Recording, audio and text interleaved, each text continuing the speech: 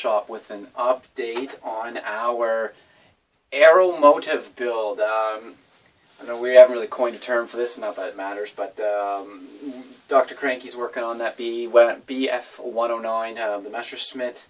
The Red Dragon is doing the Mustang that he's pretty well into there, and I guess there's a bunch of other people right now that are jumping in. So as you guys know, we jumped in with this Mitsubishi J2M3. I guess this plane followed the Zero. The guy, the doctor, something, anyway, he was the engineer that built or designed the Zero, also designed this plane. This is an Interceptor of some sort. Anyway, what an ugly-ass airplane this thing is, and what a horrible kit. I've actually had to wear a welding mask. There's so much flash on these parts, but, you know, that's not what we're here about, right? As you see, we've clipped the wings on the girl, and we've been playing a little bit, so this is all give to the kids for some playing around, miscellaneous pieces. We're working on the cockpit. Dr. Cranky brings up a great point. You essentially have to build, detail, finish, install the cockpit on one half, and then mate the other half of the fuselage together, and then you got to start body work, and you got to cover your fuselage up, and then paint and weather and blah blah blah, blah, right? So we've done a lot of taping. We've used our Tamiya tape, which is great stuff. Getting a lot of things mocked in. This front piece doesn't fit well, and you notice there's a huge gap here. Well, there's 9 or 8. Maybe it's 8. Maybe it's 10. God knows. Individual flap cowlings you got to put in here, which then takes up the gap, and then it leaves little holes, little kind of semi-round holes that allow for exhaust to come out. So we will probably, I'm thinking I'm going to draft out, just thinking out loud here.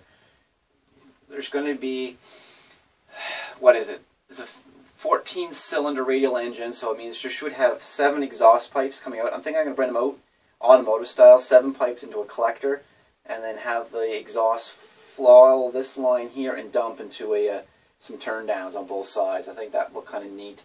You can see we took the spinner, and this should be out quite a ways with the propeller on it. We actually just kind of put the spinner down inside. I think it looks kind of cool, looks kind of jetty, kind of neat. So we'll do that, and now I guess what we're going to do is become almost the traditional way of doing this, is filling this in and then putting big gaudy rivets in there and bolts. So that's what we're going to have to follow there. I think it's going to look cool. So this is kind of a neat design. My concern was I was going to end up cloning the Red Dragons, where he kind of comes out here on quite an angle. But just the natural line of what the kit gives you for the wing roots attached kind of makes it it changes direction. So that's kind of neat. I think that kind of makes it a little bit more original. One concern I have is kind of it looks like the theme going as you lob the tail off and kind of shorten it up. I don't think we're going to be able to do that because we're going to do a tricycle, or not a tricycle, but keep it I know I said tricycle last time, but tricycle is 1 and then 2 in the back. We're going to do the standard tail dragger. So I'm thinking I'm going to put 2 steering wheels in the front and the drive wheel in the back. And to get technical, I think you're going to steer with brakes. There's not going to be so much of a steering wheel as there is just brakes. And you want to turn left, you apply the left brake a little bit and she turns. But we'll see. We'll see what we can come up with here.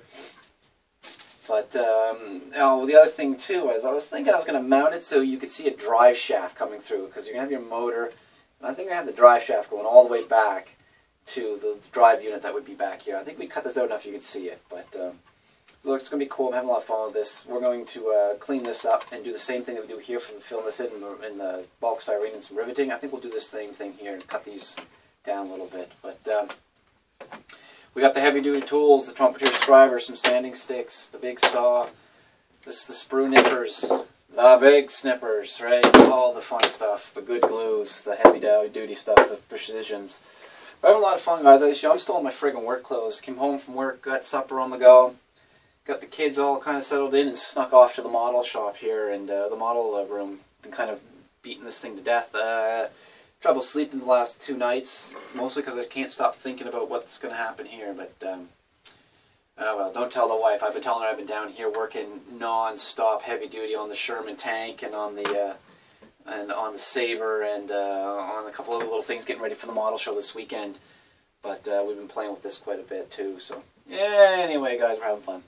All right, guys, tune her in. Oh, one other thing. I gotta get serious for a minute. What we want to do is we want to name this build. We want to call this the Kamikaze.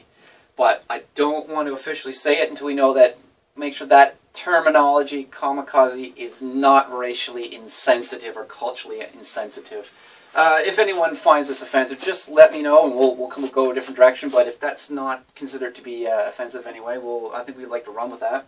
But once again, we don't want to upset anybody, so just shoot me a little comment. Take it from there. All right, guys. Adios.